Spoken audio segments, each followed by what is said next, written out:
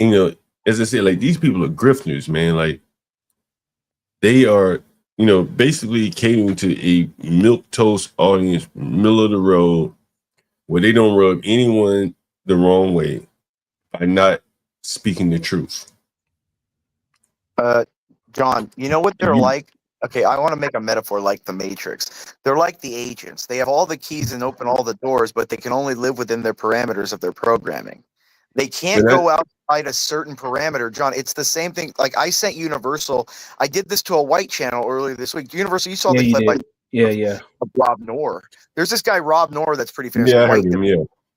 And I went on his show and I asked him a simple question, because I went on there and, he was talking about, women or this. And I said, okay, well, Rob, tell me why, beating women is wrong. And he couldn't answer. And he goes, okay, well, sir, you're talking like this. And, you're going to tell me that because I'm Andrew Wilson's partner. He's gay. Okay, tell me that. And so anyway, same thing. I said it's something real uncomfortable. He cut me off and he just moved on, didn't insult me. And he cut my part out of his stream, John.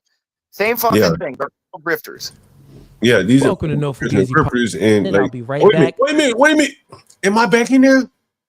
There's John Galt. This nigga put me. I know it was out because I remember seeing this guy. He clipped me out of it. This nigga put me back in there. Maybe he uploaded the original. Shit. As far as black community, what a child, I'd say that black she doesn't believe. I'm talking about here. Oh. It goes up in. Oh, wait a minute. See, I was on there for a minute. Look, and all of the sins that I think he went to break, and I was still on there. Listen, change. No, okay. He did go to break while I was there. I guess trying to see if I'm logically consistent with the things that I say, I guess. I'm not married, but I'm a critical person. Welcome to No Fugazi Podcast. State your name. Where you from? John Galt, Washington, D.C. I am the urban landlord. I rent to blacks. You want to talk about black fatigue? I document it. Okay. I've been a landlord to blacks for 30 years. Okay. In this city, Washington, D.C., yeah. Got you. So, and how old are you? Because we're live on TikTok, so I guess you just got to say your age. Oh. I mean, you. Yeah, I'm 50. Yeah, no problem. I'm 50 years old. Yeah. Cool. So you said you want to speak about black fatigue. Let me take. You can't hear me? You can't hear it? Someone said my mic. You can't hear me? No, we can hear you. Your mic is low on the video. Yeah. I don't know what happened with it. Okay. There's nothing you can do on this. Bathroom break. Give me 1 minute. I'll be right back. Chat. We take this 1 minute bathroom break, and if you do leave, you know that. Oh shit! Okay, you taking it back.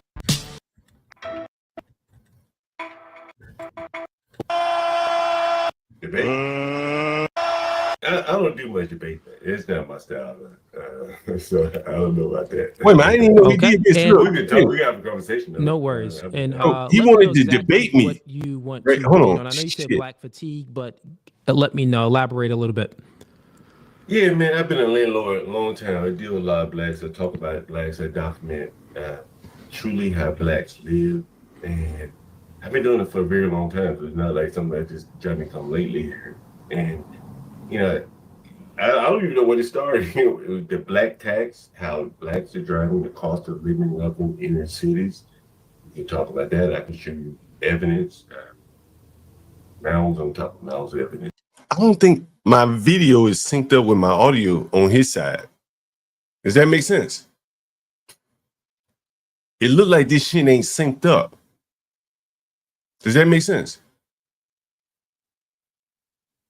Am I? It doesn't make sense, but you can't help it. You can't help it. Yeah, I mean, I can't, but that looks like he put it back in or something, correct? Yeah, that might be just an editing issue on their end. Yeah. The crime, my tenants that have been beaten up, the ones that have canceled reservations because they've been robbed by children, black children. Wherever you want to go, we can take it there. So it's really kind of up to you where you want to cover. I got videos. review some of my videos. Okay, and well, first, relax. first, I guess we can start, and we got some people backstage too. The people backstage, I'll be bringing you up after. It seems like we got a Cheyenne back here, and we got a Michael back here as well. And then anyone else that wants to join the stream, just make sure your camera is on, and I'll go ahead and bring you up. But we can go ahead and start with your definition of Black fatigue, just to make sure we're referring to the same thing. Man, here's what I say, bro. I've been doing this 30 years, and it's to the point where if I hear a white voice on the phone, I know they don't want to live around black people. Hell, a lot of blacks on videos of that, phone calls of that, and it's driving people, the poor people, the middle class people, to go above their head in trying to afford housing to get away from blacks. Okay. And in my opinion, it's caused a lot of fatigue, man. People having to work, they're stressed. I got you. So I'm just looking for your definition. So your definition of Black fatigue would be what exactly? Give me a definition that we can work off. It goes up and down the spectrum, from the housing costs to crime. The people that can't afford to live around blacks, they end up taking a chance and they end up getting shot or something like that. You can see people in your chat right now. Some of the people that are in my chat, like Dros Andrews, they say John keeps it real about blacks, and I do, because I see things that never gets reported on the news. Yeah. So in regards to stats of stats about Black people, I have no quorum with statistics about Black people. I speak about Black people all the time and how Black people in the Black community need to self-improve, how we need to get rid of the negative aspects in hip hop and embrace more of a virtuous music and embrace something else that's brings more value rather than just entertainment. I speak about so many things as far as, so I understand that there are stats out there that doesn't favor Black people in a good light. That's basically would be your definition of Black fatigue then, or express to me what it is then if I have it wrong. Man, to be brutally honest, I think that blacks and whites are totally different. Not all, not painted with a broad brush, but just the way that they live. For instance, the volume of music. Blacks can tolerate a louder bass than, say, white people can. The temperature in the house. White people are totally different about the temperature in the house. I don't know about that with the whole music thing, the bass. I would say that, all right, Black people, we brung in the 808s. So the 808s is a longer bass, a boom. This doesn't mean that we, other genres of music didn't have basses playing as well. But the 808s, I would say this is something that's specific to hip hop music. Not saying that other genres of music don't use it, but rock and roll, we can even say that, well, for in some aspects, maybe Black people did invent rock and roll. That's up for debate, but that's more of white culture, right? That's more of the white genre of music, rock and roll, and that's extremely loud. I would say possibly even, louder than hip hop music, or just as loud. So I get what you're saying, that Black and whites are different as far as culture is involved. We do have different culture, but go ahead, expound on your point a little bit more on this whole Black fatigue thing. I'm going to give you a very good example so to give you a little bit of nuance to what I'm talking about here. Okay, sure. So I live in Brooklyn too. I live in Crown Heights, and if you're familiar with Brooklyn, they have Caribbean Day festivals and all that, correct? You're familiar with that, right? Yes. Are you familiar with that? Okay, so throughout the summer, they play the music really loud. The Caribbeans play the music with a bass, boom, boom, as opposed to a lot of loud treble. Waking up the neighbors and other tenants in the buildings that you own. I'm guessing this is the logical entailment. Well, here's what I'm telling you, though. So one of my neighbors, an Albanian white guy, He comes to me, he says, sign a petition, Mr. John Galt, because I can't sleep through the base. My children sleep through it. I signed it nevertheless, but I didn't have a problem with it. Now, if they had played some loud treble like an orchestra or something, I probably couldn't have slept with it through that. My children probably couldn't have slept through it. But blacks maybe have a finer tuned ear for bass where they can tune it out. My children clearly tune it out. They were very young children at the time, and they never had a problem with the bass that the Caribbeans played, but my white neighbors did. They would ask me to form signed petitions. That there is a conflict. The Caribbeans left to themselves, and the blacks, along with them, didn't have a problem with loud music. Okay, so then moved into the neighborhood. Sure, got it. Okay, so what about Karens? White people that move into black neighborhoods, or black people when they move into white neighborhoods, and these Karens come along, and a black person, we've seen many videos where a black person just be chilling at a park sometimes. Karen comes over like, do you have a permit to have your bike here while you're just looking at the lake? He's like, I don't need a permit, Karen. I live over here. Well, it doesn't look like you live over here, sir. And the Karen is basically getting on the black man because she doesn't believe that he's part of the community. And you would say that this causes issue. Would that be a form of black fatigue that black people deal with these Karens? Just a question. Yeah, I got a very good example about dogs. Right next door to me, I had a black person moving in, and the Section 8 family was living next door. Black people tend to have more aggressive dogs to match their nature, some might say. And so they had two pit bulls. The two pit bulls came out and attacked the guy as he was moving in. He never got a chance to move in. They bit both of his feet off. So when you talk about Karens complaining about, let's say black interaction with dogs, blacks tend to say have more aggressive dogs. They may have a child walking this very aggressive dog. They can barely control the dog. Hell, they may have the dog off the leash. They may, there's a myriad of things down on the level that may not get reported, but there are clear and present frictions that happen every day in these very, very integrated neighborhoods where one person will walk his dog on a leash and let it, pick up after his dog, and the other person will let his dog poop in front of your house and not pick it up. But then get flippant towards you if you say something about it. That's like totally different. They're incompatible. Well, what I'm saying here is, if we're being honest, as far as black communities and white communities, it's very separate. There's not a lot of black people that live in white neighborhoods, and there's not a lot of white. There's actually less white people that live in black neighborhoods than there are black people that live in white neighborhoods. This just happens to be a fact. So as far as your definition of black fatigue and how white people are basically tired and they're suffering and they feel overwhelmed out of the negligence that black people is doing. I have many stats too, right? Stats about white people. 75% of incest perpetrators, white people, white men. 65% of prostitution, white men. 65% of pedos, white men. 60% of kidnappers, white men, right? 60% of rapists, white men. 77% of child pornography, white men.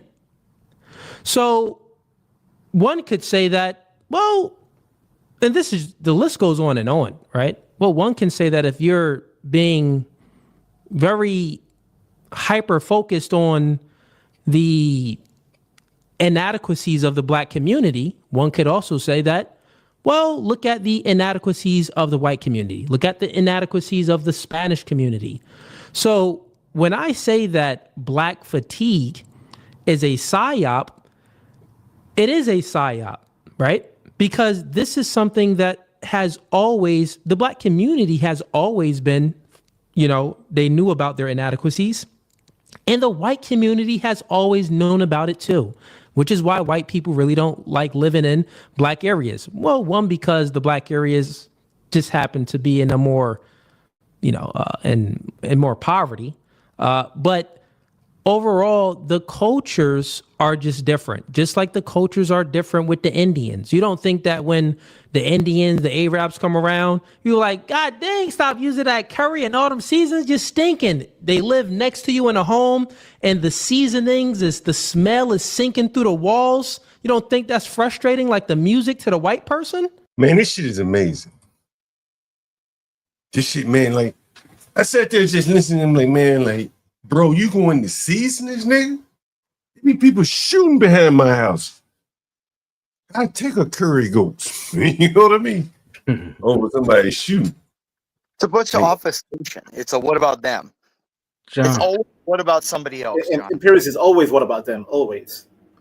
Like This shit is There's no- amazing. you can't even discuss properly with these people. They're like, what about? I'm like, ah. It's always what a 5-year-old says. That's exactly what every 5-year-old. John, what does your kid say?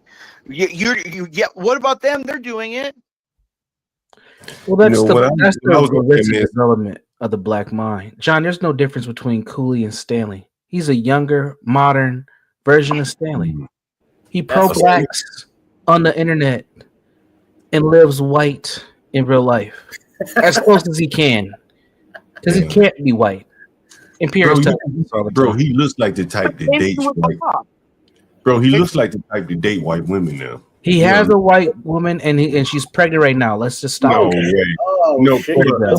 Let me pull the photo up. I'll pull it up right now. Somebody pull it. Let me play some more of the video. Then while University pull up, man. If this man got, I want to get all this in case he take this shit down. Okay. Think about it. I'll truly be honest here. I used to go to my friend's house. He lived next to an Arab.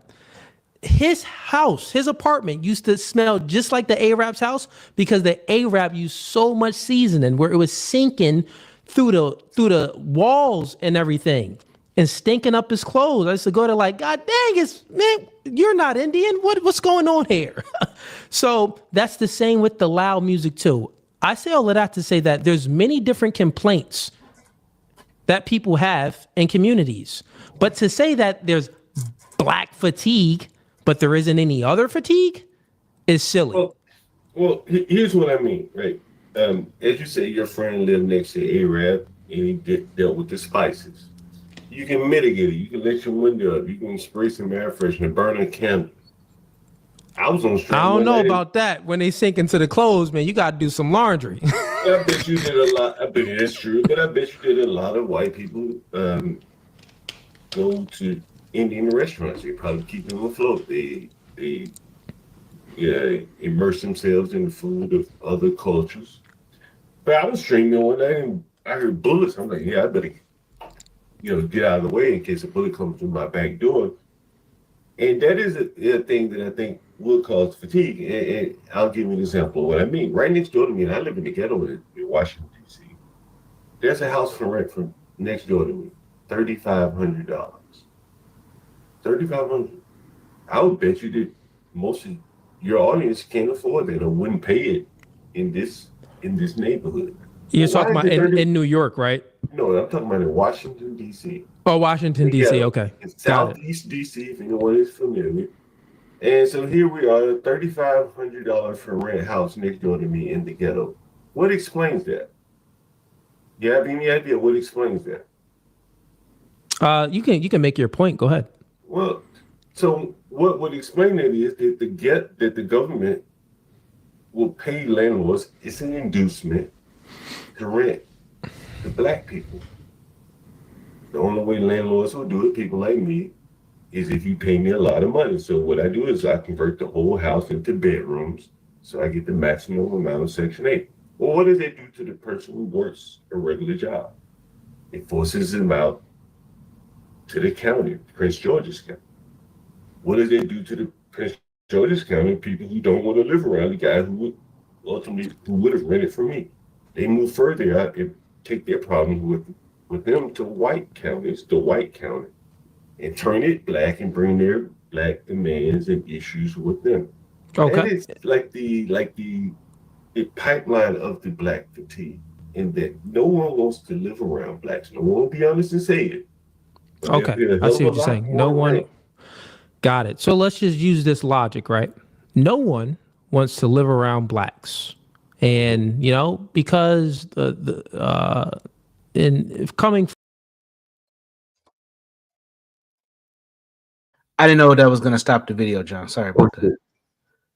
I put it back up. He has a white kid. Yeah, exactly. That people were ragging on him about this online. Hold on, let me say, I didn't want to get this in case he take it down. You know what I mean? Go ahead. Pull it back Yeah, up. Sorry. go ahead. Sorry about that. Yeah, I just want to get it in case he take it. Hold on. Yeah. Okay. What about if you own some property in maybe some parts of Alabama where there's white trailer park people and they're ghetto and it's very impoverished area and they're not doing so good? Do you think that you'll experience a lot of complaints and a lot of negativity from tenants in certain poor areas? White poor areas. Well, clearly I can't say, but I will say that some of the things I've seen. I've seen people. You know, again, I saw some 50-year-old. Well, just answer. Can you answer that? I don't think so. I don't think you don't. Okay, you don't. You don't think so. Well, the thing is, I'm from Alabama. Yeah. Okay, fair enough. The thing is this, right? I understand what you're saying. I think it's twofold. I think that when it comes to, this fatigue and people being tired of experiencing these maybe inadequacies, these whatever it may be, right? These complaints, they're complaining because of certain people and different demographics. It comes with two reasons. It's culture, and then it has to do with income, right? So if people, like, the thing is, when you're looking at it on the internet, because a lot of people speak about this white people speak about this black fatigue on the internet, most of these people